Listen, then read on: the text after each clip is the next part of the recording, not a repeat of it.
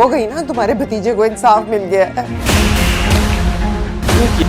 तुम्हारी उम्र के लड़के ऐसे नहीं होते, बर्दाश्त नहीं करते चाहे कुछ भी हो जाए। जिस बहन का भाई हवालात में बंद हो उसके हलक से कैसे नफरत कर सकते? क्यों की कोशिश? हवालात में था, जेल में चला जाता, 10-15 दिन बाद रिहाई सहना पड़ेगा। बड़े हो गए हो, अब तो तुम अपनी तरफ बढ़ते सकते हो।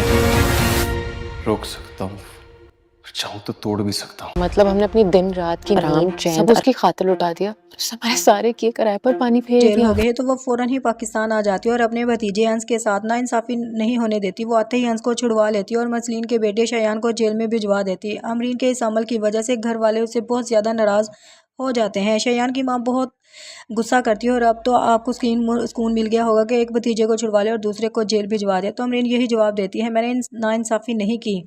आप लोग हमेशा अंस के साथ ज़्यादती करते आ रहे हैं, अब मैं उसके साथ मज़ीद ज़्यादती नहीं होने दूंगी। इधर दूसरी तरफ शायरीन को भी अब अंस पर बहुत ज़्यादा गुस्सा आ रहा होता है और वह अंस से कहती है कि मैं तुम्हारी ज़िंदगी को अज़ाब बना दूंगी। जब तक मेरे हक से एक निवाला नहीं उतरता, मैं तुम्हारे हलक से भी एक निवाला नहीं उतरने दूंगी।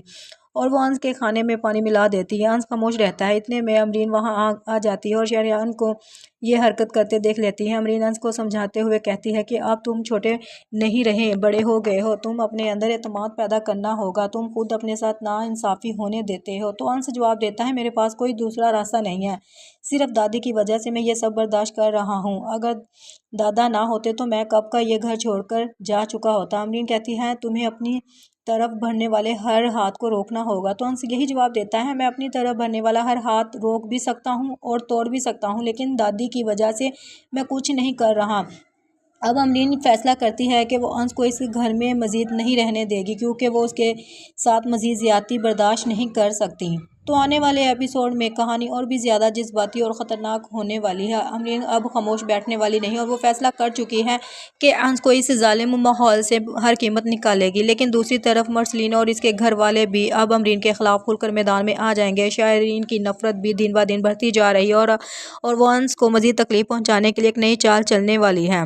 क्या अंस वाकई घर छोड़ देगा? क्या अमरीन अंस को इस अजाब से बचाएगी?